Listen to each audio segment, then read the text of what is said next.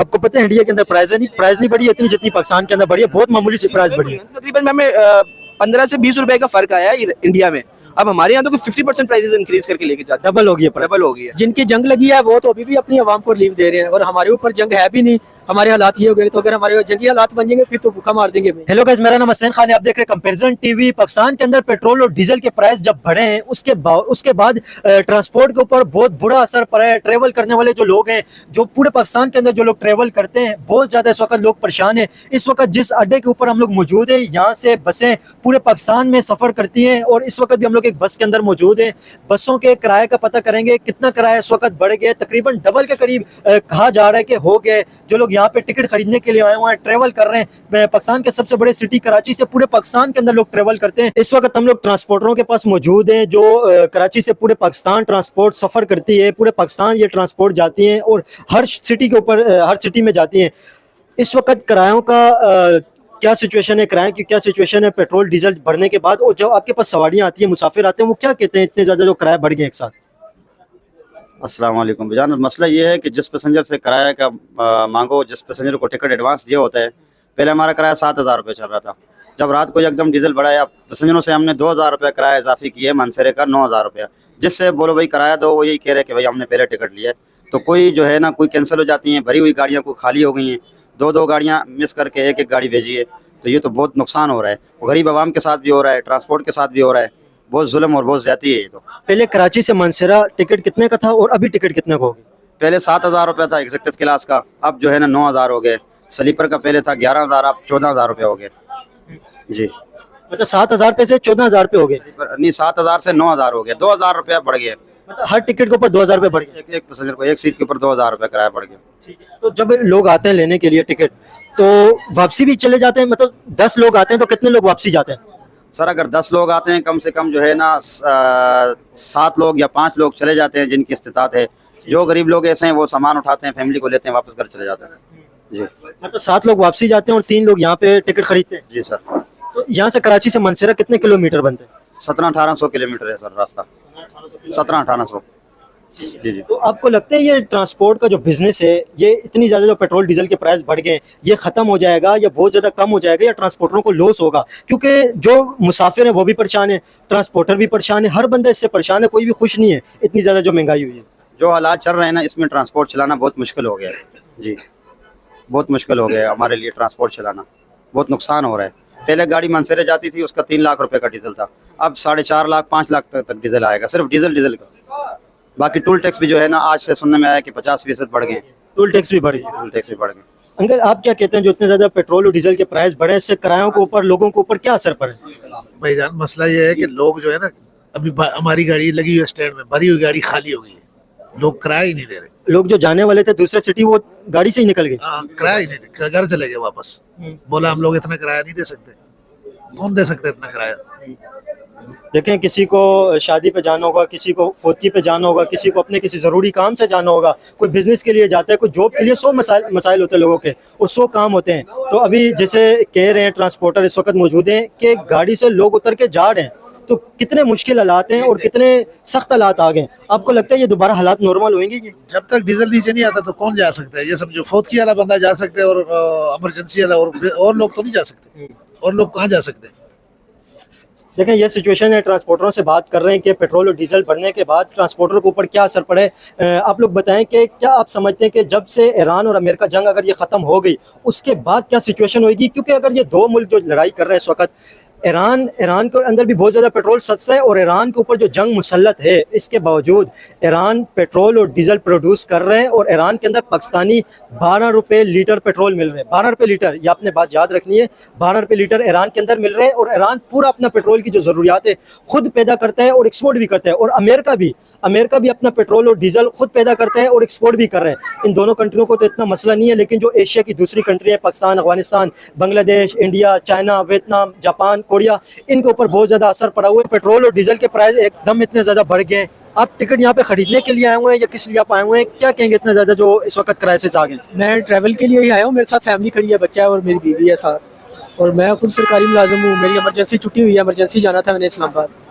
तो मैं तो पुराने हिसाब से आया था, जैसे कि पुराना 5,000 में 6,000 में यहाँ 4,500 में सीट हो जाती थी, जबकि आज 9,000 रुपये में एक जो 9,000 पे 5,000 पे वाले टिकट 9,000 को हो गए, 4,500 में पहले मैं ट्रैवल कर रहा था, डबल हो गए प्राइस। वही सीट अब 9,000 में हो रही है, जबकि मेरे पास अब 2 सीटों के लिए किराया ही नहीं बच रहा। तो आपका बजट आउट हो गया। बजट बिल्कुल आउट हो गया है। इवन के मैंने जो बच्चों के खाने पीने के लिए खर्चे के लिए पैसे रखे थे वो भी डाल के मेरे पास सीट नहीं पूरी हो रही। हालात ये हो गए हैं, तो मैं तो खुद परेशान हूँ कि एकदम से इतना किराया, ये 9,000 स्लीपर का किराया था, स्लीपर इतने में जाती थी जिसका सीट का किराया ये इतने में ले रहे हैं। जगह इकोनॉमी क्लास है। हाँ जी, जबकि इकोनॉमी क्लास के प्राइस बढ़ गए बहुत ज्यादा, और बिजनेस क्लास के तो जाहिर है अफोर्ड कोई कर भी नहीं सकता, सोचना भी बड़ा मुश्किल हो गया क्योंकि किराए डबल हो गए, डबल किराए इस वक्त हो गए। और इससे सिर्फ जो ट्रेवल कर रहे हैं वो परेशान नहीं है, ट्रांसपोर्टर भी परेशान है, ट्रेवल करने वाले भी परेशान है, हर इंसान इससे परेशान है, हर इंसान इसकी वजह से परेशान हो गया। मजबूरी है ना, ये बेचारे भी तो फ्यूल पे चलेंगे ना, इन्होंने भी तो फ्यूल डलवा के जाना है, इनको भी नहीं हम कुछ बोल सकते। हर बंदा अपने सर्वाइवल की कोशिश में लगा हुआ है, जबकि सर्वाइव करना भी मुश्किल हो गया हर बंदे के लिए। अब क्या कहेंगे, देखें जैसे आप कह रहे हैं आपका बजट आउट हो गया, इस तरह हजारों लोग अफेक्ट हो गए। ये ट्रंप ने जो व्हाइट हाउस ओवल ऑफिस में फैसला लिया जंग करने का, स्टेट ऑफ हॉर्मुज़ बंद है, पूरी दुनिया के अंदर इस वक्त क्राइसिस है, पाकिस्तान चल रहा है, पूरी दुनिया के अंदर क्राइसिस है, तो क्या समझते हैं ट्रंप का जो फैसला है ये कैसा फैसला है? देखिए, हमने किसी को तो ब्लेम नहीं करना, हर कंट्री के जो मुखिया हैं वो तो अपने अपनी आवाम के लिए ना सर्वाइवल के लिए लगे हुए हैं, उन्होंने अपने तौर पे देखना है, हमने अपने तौर पे देखना है। हमारे ऊपर जो एकदम से ये जो इतना फ्यूल का इन्होंने बजट आउट कर दिया है, हम तो अपनी गवर्नमेंट को देखेंगे। अगर हम ट्रंप को लेके चले, उसने तो अपनी इकोनॉमी के मुताबिक सोचना है, उसका फैसला तो अपने मुताबिक है, वो तो अभी भी अपनी गवर्नमेंट को, अपनी आवाम को रिलीफ दे रहे हैं, जबकि हमारे यहाँ तो इन्हें ये देखना चाहिए कि हमारे अगर यही हालात जंग के हमारे ऊपर आ जाए तो हम तो भूखे मर जाएंगे। हालांकि देखें जो दो कंट्री इस वक्त लड़ाई कर रही हैं, यूएसए और ईरान, वो अपना पेट्रोल और डीजल खुद प्रोड्यूस करते हैं और एक्सपोर्ट भी करते हैं। जिनकी जंग लगी है वो तो अभी भी अपनी आवाम को रिलीफ दे रहे हैं, और हमारे ऊपर जंग है भी नहीं, हमारे हालात ये हो गए, तो अगर हमारे जंगी हालात बन जाएंगे फिर तो भूखा मार देंगे हमें।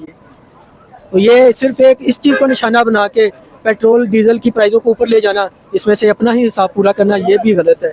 आपको क्या लगता है गवर्नमेंट का ये डिसीजन है, ये कैसा डिसीजन है? मैं तो देखता हूँ कि ये एक जंगी हालात को एक निशाना बना के अपना बीच में से जो है ना वो अपना बजट निकाल रहे हैं बीच में से। आज आपने टिकट कितने का खरीदा और ये टिकट पहले कितने का था? जी, हमने जो आज टिकट खरीदा वो तकरीबन 9,000 साढ़े 9,000 रुपए का था। 9,000 रुपए का? जी जी, जो टिकट हम इससे पहले 5,000 साढ़े 5,000 का हम सफर करते थे, इंतहाई मजबूरी की हालत में हमने जो है ना 9 साढ़े 9,000 का खरीदा है।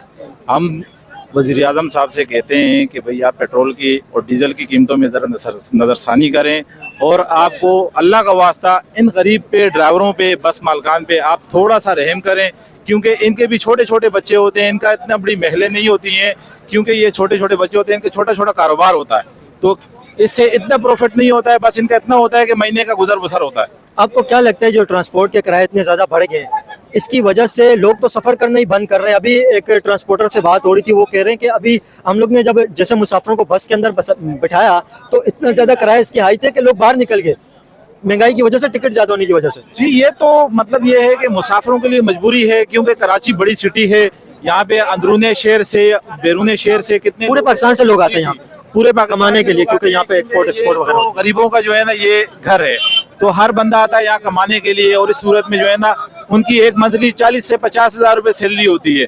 अब वो 40-50 हजार रुपए भी उसकी होती है जो स्टेबल होते हैं, जी। लोगों की जो 25-30 हजार सैलरी। जी, जो दिहाड़ीदार तबका है उसकी 800-900 हजार रुपए दिहाड़ी होती है, तो वो कमाएगा क्या और खाएगा क्या और फिर अपने बच्चों को क्या भेजेगा? क्या कहते हैं जो इतने ज्यादा एकदम प्राइस जो बढ़ गए? देखो ना, अभी पहले हमारा 5,000 का टिकट होता था, अभी हमारा 10,000 का टिकट है इकोनॉमी क्लास का। इकोनॉमी क्लास का हम सुबह से फिर रहे, कोई टिकट मिल भी नहीं रहा, गाड़ियां जा भी नहीं रही है। पहले 10 गाड़ी निकलती थी तो अभी 2 गाड़ी निकल रही है, उसमें सवारी पूरे, हम सुबह का फिर रहा है, टिकट नहीं मिल रहा है। आप टिकट खरीदने के लिए? हाँ, खरीदने के लिए आए। टिकट 15,000, जो 10,000 का टिकट है, अभी हम किधर गए? स्लीपर का 15,000 टिकट है, अभी हम किधर से 15,000 लाए? ये वो टिकट आप 10,000 का बोल रहे हैं जो आप पहले 5,000 का खरीदते थे? 5,000 का लेते थे, अभी 10,000 का है। आज के दिन मैंने 5 दिन पहले टिकट करवाया था 5,000 का, आज के दिन का अभी आया हूँ तो बोलते 10,000 दो। 5 दिन में प्राइस डबल हो गए? डबल हो गया, आज की रात डबल हो गया, एक रात में। तो अभी किधर जाएं हम? क्या कहते हैं इतना पेट्रोल और डीजल कभी भी नहीं बढ़े एक साथ, इतने ज्यादा बढ़ गए? अभी बढ़ा है तो ऐसे हो गया ना, एक रात में बढ़ा है बस, तो अभी किधर जाएं हम? गरीब आदमी किधर जाए? जो टिकट आज खरीदे आपने, ये टिकट आपने पहले कितने का खरीदा था और अभी कितना इस वक्त एक टिकट के ऊपर प्राइस बढ़ गया? एक्चुअली पेट्रोल की प्राइस बढ़ने से मैं लास्ट वीक इस्लामाबाद से आया था कराची, तो तकरीबन 7 से 8 हज़ार किराया होता था, अब वो किराया बढ़ के 14 से 15 हज़ार रुपये बढ़ गया है। तो देखा जाए तो कीमतों में डबल हो गया प्राइस, निफ्स फर्क पड़ चुका है प्राइजेज में, तो बहुत महंगाई हो गई है। इसकी वजह से अभी सिर्फ किरायों में इतना फ़र्क पड़ा है तो इससे देखा जाए तो बाकी जो डेली ज़रूरियात की चीज़ें हैं उसमें कितना अफेक्ट पड़ेगा, क्योंकि सारी ज़रूरियात की चीज़ें डायरेक्टली लिंक्ड होती है पेट्रोल के साथ। तो पेट्रोल की प्राइसेस बढ़ेंगी तो ऑब्वियस सी बात है मार्केट में हर चीज़ की प्राइसेस बढ़ेगी। और अगर देखा जाए तो पेट्रोल की प्राइसेस कम भी हो जाएं तो क्योंकि हमारे मुल्क का निज़ाम ऐसा है कि पेट्रोल की प्राइसेस कम भी होती है तो बाकी जो चीज़ें ज़रूरियात की चीज़ें बढ़ चुकी हैं वो कम नहीं होनी उन्होंने, अगर कम होती भी है तो बहुत कम, थोड़ी ग्रेड ऐसे ही है। तो ये एक महंगाई का बहुत बड़ा एक सैलाब आने वाला है और आम आवाम जो जिसकी पहुंच थी सूखी रोटी खाने तक की पहुंच थी वो बेचारा अब उससे भी पिस चुका है। और बाकी जो मिडिल क्लास तबका था वो लोअर मिडिल क्लास में चला गया है। और जो ऊपर जो आपकी जो लग्जरियस आवाम थी, जो ये जो अवानों में बैठे हुए थे लोग थे, अब ये अमीर से अमीर तर होते जाएंगे क्योंकि सारा कुछ कारोबार करने वाले सारे कुछ यही लोग हैं। ट्रंप ने जो ईरान के खिलाफ जंग करने का फैसला किया है, इस फैसले की वजह से पूरी दुनिया परेशान है। पूरी दुनिया, एशिया को तो बहुत ज़्यादा परेशान है क्योंकि ज़्यादातर एशिया की ट्रेड स्ट्रेट ऑफ हॉर्मुज़ से होती थी।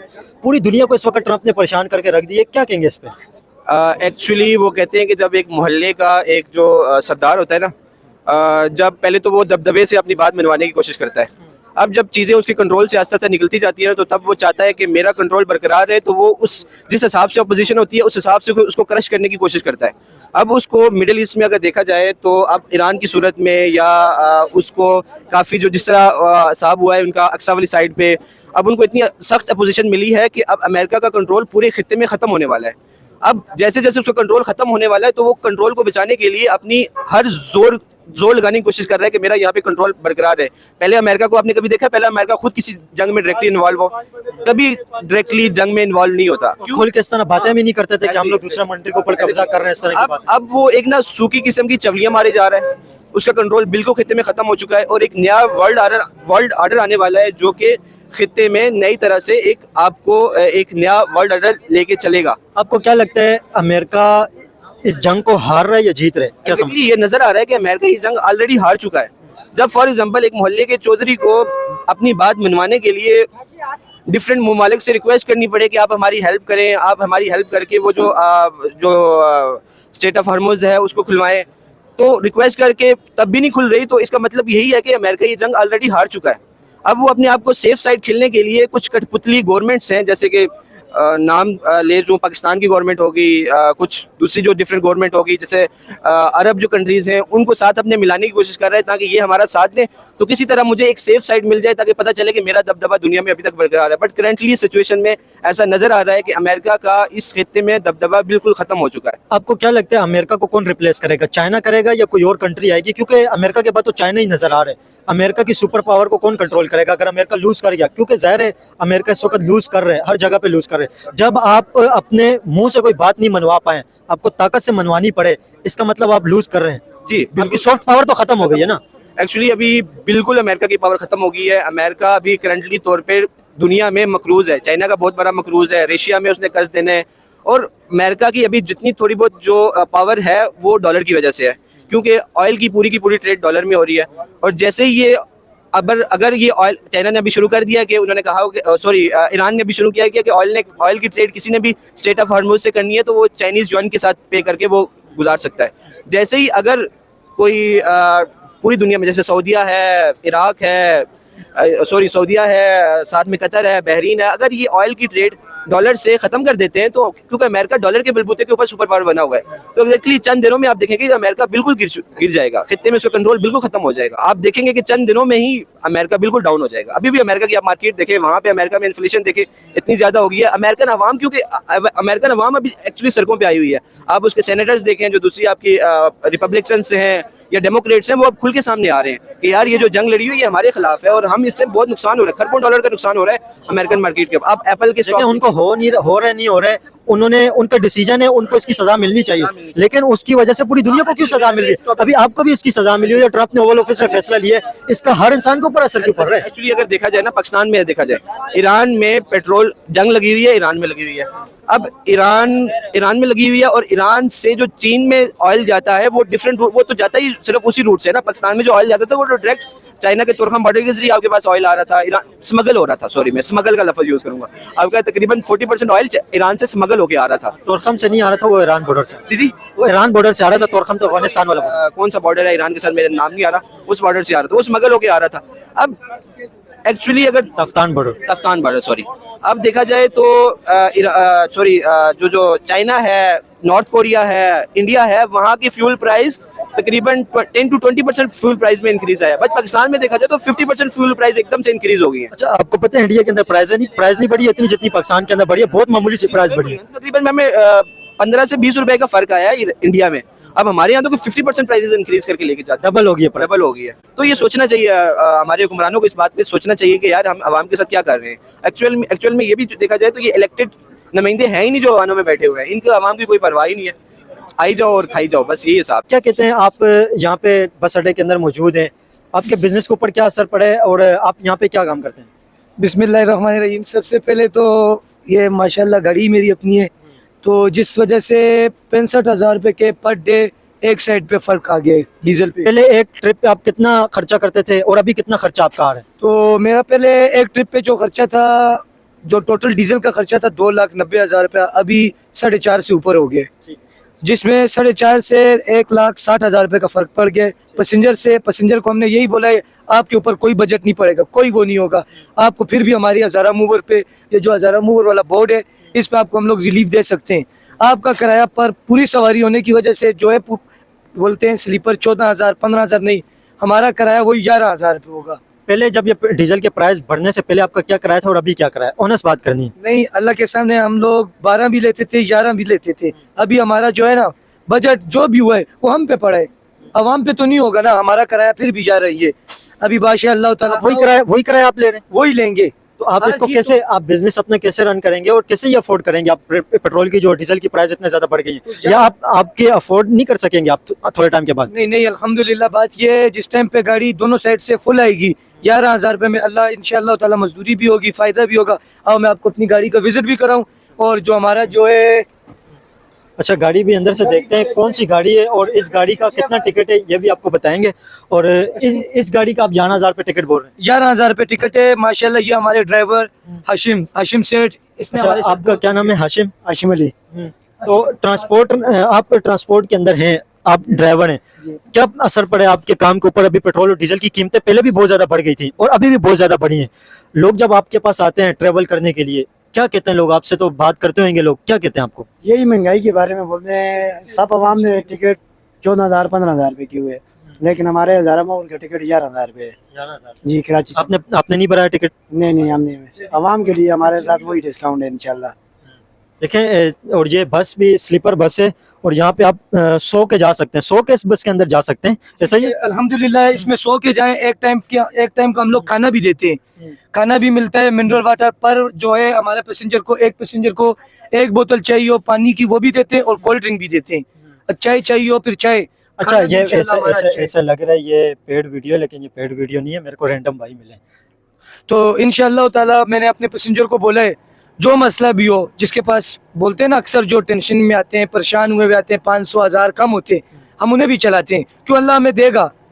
मुझे अल्लाह पे यकीन है, अल्लाह पे भरोसा है। देखें, आप इस बिजनेस को चला ही नहीं पाएंगे, मैं आपको गारंटी से ये बात दे रहा हूँ। जिस तरह 184 रुपये लीटर के ऊपर डीजल बढ़े, तो आप ये कैसे अफोर्ड करेंगे बिजनेस? आप जाहिर है कोई कमाओगे तो आप बिजनेस चलाओगे ना, जब आपकी कमाई नहीं होगी तो किस तरह आप चलाएंगे काम? सर मैक्सिमम बात ये, पहले हम लोगों का प्रॉफिट 2.5-3 लाख रुपए था, तो 3 लाख से 1.5 लाख पे आ जाएगा ना, पैसेंजर तो खुश होगा हमारा इंशाअल्लाह ताला। अल्लाह पाक हर बुरे हादसे से बचाएगा हमें, मुझे अपने रब पे यकीन है। सही यस हो के हम लोग आएंगे, टेंशन परेशानी नहीं होगी। मेरा कनेक्टर है सादा उस्ताद, इसने भी बोला है भाई ये। अच्छा, आपके कंडक्टरों और ड्राइवरों की क्या सैलरी है? आप उन्हें कितना पे करते हैं महीने का, और अभी उन्हें कितना पे करेंगे? क्योंकि अभी आप तो वैसे किराया कम दे रहे हैं, लेकिन जिस तरह किराया बढ़ गए तो काम भी इस वक्त कम हो जाएगा। अभी एक बंदे से मेरी बात हुई है, वो कह रहे हैं पूरी फैमिली के साथ ट्रेवल करने के लिए आए थे इस्लामाबाद, तो वो जो बजट लेके आए थे वो टिकट, वो कह रहे हैं जो पहले 4,500 का ले रहे थे वो अभी 9,000 रुपये का टिकट है, और 2 बंदों का टिकट भी वो नहीं खरीद पा रहे, बजट ही सारा आउट हो गया। नहीं, वो बात आपकी बिल्कुल ठीक है। अल्हम्दुलिल्लाह बात इस तरह नहीं होती, जो बजट का मसला है वो उनका फैमिली इशू होगा, पर जो डीजल पे आता है ना, अक्सर लोग हैं वो नहीं करते। उन लोगों की गाड़ियाँ जो है ना पीछे किश्तें अल्हम्दुलिल्लाह हमारे सेट की किश्तें नहीं है। इस गाड़ी का सेट भी मैं खुद हूँ, मेरी अपनी गाड़ी है, मैंने डीजल डलवाना है कैश का, मैंने किसी के पैसे नहीं देने। कोई ईरानी डीजल तो नहीं डलवाते आप? नहीं, अल्हम्दुलिल्लाह मेरा जो है ईरानी डीजल सस्ता मिलता है? नहीं, उस पर आग लगने का खतरा होता है। ये मेरे पास 40 खानदान बैठे हुए होते हैं, 40 सवारी है, तो माशाल्लाह जिससे मैंने गाड़ी ली है खुरम भाई, इंतहाई ग्रेट आदमी है, इंतहाई अच्छे आदमी है, 3-4 गाड़ियाँ उनकी भी है। उन्होंने मुझे ये बात आपने ये कितने की गाड़ी खरीदी है? ये माशाल्लाह मैंने तो अच्छी खरीदी है, 3 करोड़ 50 लाख रुपए की ली थी, 3.5 करोड़ की। 3.5 करोड़ की। तो ये 3.5 करोड़ की आपने खरीदी है, इसके अंदर कितना बिजनेस करते हैं, महीने की कितनी कमाई होती है इसके अंदर? तो अगर कोई खरीदना चाहे तो थोड़ा पता हो ना। मैं तो बेचता नहीं हूँ, मैंने अपने ये जो ली है मैं वैसे अगर कोई खरीदना चाहिए गाड़ी 3.5 करोड़ पे कोई इन्वेस्ट करे तो महीने का कितना कमा लेते हैं 20 लाख 15-20 लाख रुपया। स्लीपर में? हाँ बिल्कुल पुरसुकून से। तो बस बताएं आपकी बस कैसी है, ये बस किस तरह की है और कैसे लोग सफ़र करते हैं इस पे? आपकी बस के अंदर क्या फैसिलिटी है? बिल्कुल एंजॉय वो एंजॉय में जाएंगे। यहाँ पे लोग एक जगह पे कितने लोग सो सकते हैं? 2 आदमी, हम लोग तीसरे आदमी को भी नहीं छोड़ते। अच्छा। तीसरे आदमी जो भी आए तो हम उसके साथ नहीं बिठाते। चाहे फैमिली मेंबर भी हो? नहीं वो तो चलेगा। उसके साथ बच्चे होते हैं, बच्चे बूढ़े जवान जो भी हो, फिर हम लोग मना नहीं करते। तो इसमें बेड भी बैठेंगे भी यहीं पे, लेटेंगे भी यहीं? हाँ ये देखें कम्बल पड़े हुए हैं, सरांदा पड़ा हुआ है, हर चीज पड़ी हुई है, LCD लगी हुई है, किसी चीज की टेंशन नहीं है। ठीक है। अच्छा ये बंद भी हो जाता है? जी, जी। ऐसे प्राइवेसी भी इसके अंदर है? हाँ। ये इस तरह बंद भी हो सकता है? असि आप ड्राइवर हैं, ठीक है, सुबह आए हैं और मालका का खिलार दो कोई नहीं बजना, जिस टाइम तक डीजल ने पैसे और सवारी किराया नहीं देनी भाई, मालक भी परेशान है, असि आप परेशान है, असि मजदूर हैं, साडा भी रोजगार है, गड्डी चलावनी पैसे मिलने फिर लग सी महीने तनख्वाह जेडी होनी कोई नहीं, जेड़ा फेरा लगना उसने पैसे लगने।